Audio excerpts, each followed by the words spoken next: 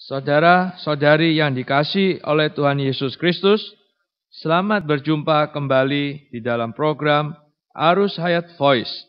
Dan dalam kesempatan ini, saya akan menyampaikan firman Tuhan dengan judul, Ingatlah akan penciptamu pada masa mudamu. Ayat ini diambil dari Pengkhotbah pasal 12 ayat 1. Demikian bunyinya, Ingatlah akan penciptamu pada masa mudamu, sebelum tiba hari-hari yang malang dan mendekat tahun-tahun yang kau katakan, tak ada kesenangan bagiku di dalamnya. Kitab Pengkhotbah ini tidak ditulis untuk orang-orang tua, tetapi ditulis oleh orang tua untuk orang-orang muda.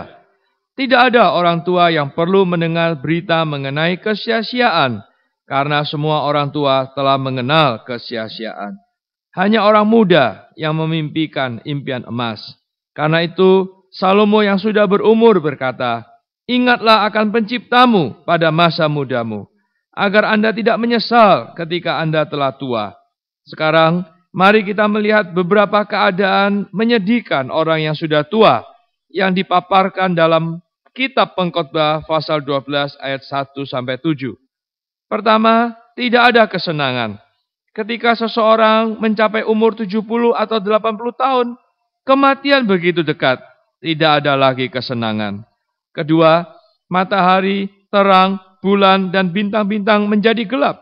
Begitu seseorang menjadi tua, semua tidak lagi terang, karena mata orang yang tua mulai kabur. Mereka tidak dapat melihat benda dengan jelas. Ketiga, awan-awan datang kembali sesudah hujan. Sangat berisik ketika hujan turun. Tetapi ketika hujan berhenti menjadi sunyi. Beberapa orang sangat sibuk ketika mereka bekerja, mendirikan usaha, mengurus sekolah. Tetapi setelah berisik sejenak, orang-orang yang bergumul dalam usaha suatu hari menjadi tua. Awan-awan datang kembali. Keempat, penjaga-penjaga rumah gemetar. Rumah mengacu kepada tubuh. Penjaga-penjaga rumah mengacu kepada tangan dan kaki. Tangan dan kaki orang yang sudah tua bergemetar. Semakin tua, semakin parah gemetarnya. 5. Orang-orang kuat membungkuk. Punggung menjadi bungkuk. 6. Perempuan-perempuan penggiling berhenti karena berkurang jumlahnya. Artinya, gigi-gigi rontok, gigi palsu pun tidak berguna. 7. Yang melihat dari jendela semuanya menjadi kabur. Jendela manusia adalah matanya. Sekarang mata menjadi kabur. 8. Pintu-pintu di tepi jalan tertutup. Telinga jadi tuli, tidak ada suara dapat masuk. 9. Bunyi penggilingan menjadi lemah. Bahkan suara mengunyah dari mulutnya sendiri tidak dapat ia dengar. Benar-benar tuli. 10. Suara menjadi seperti kicauan burung. Orang yang tua tidak dapat tidur nyenyak di malam hari. Semakin tua seseorang, semakin sulit baginya untuk mempunyai tidur malam yang nyaman. 11. Semua penyanyi perempuan tunduk. Suara menjadi kecil dan serak.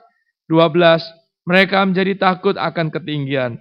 Orang yang tua takut pada tempat yang tinggi. 13.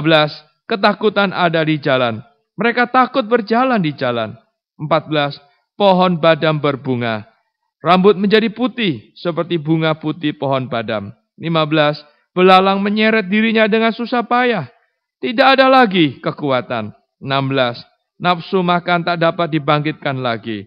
17. Manusia pergi ke rumahnya yang kekal. Akhirnya meninggal dunia. 18.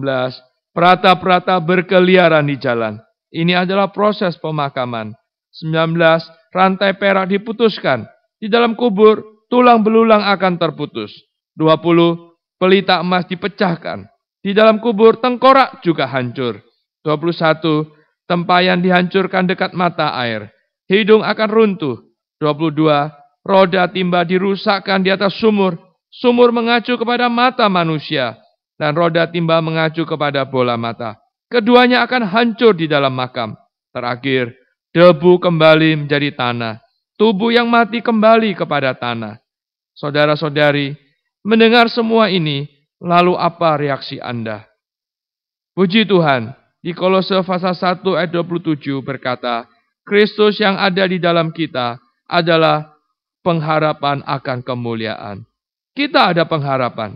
Bahkan pengharapan ini adalah pengharapan akan kemuliaan. Mengingat Tuhan pada masa muda kita, bahkan sebelum kita meninggal dunia, sebaiknya melalui percaya ke dalam Kristus. Terimalah Kristus jadi Tuhan dan Juru Selamat kita. Bahkan hari ke hari, saat ke saat, mengasihi Dia melalui berdoa senantiasa, datang dan nikmati Dia dan firman-Nya. Dialah harapan dan kepuasan, sukacita sejati dalam hidup kita, baik saat ini maupun yang akan datang, bahkan sampai selama-lamanya. Mari ikuti saya berdoa. Oh Tuhan Yesus, aku orang dosa datang kepadamu. Ampunilah dosa-dosaku. Aku terbuka kepadamu, menerima Engkau jadi pengharapanku dan juru selamatku. Di masa hidupku Tuhan, ajari aku bagaimana senantiasa ingat dan datang kepadamu. Di dalam nama Tuhan Yesus. Amin. Demikianlah firman Tuhan. Sampai bertemu di kesempatan berikutnya. Tuhan memberkati, kasih karunia-Nya menyertai kita. Amin.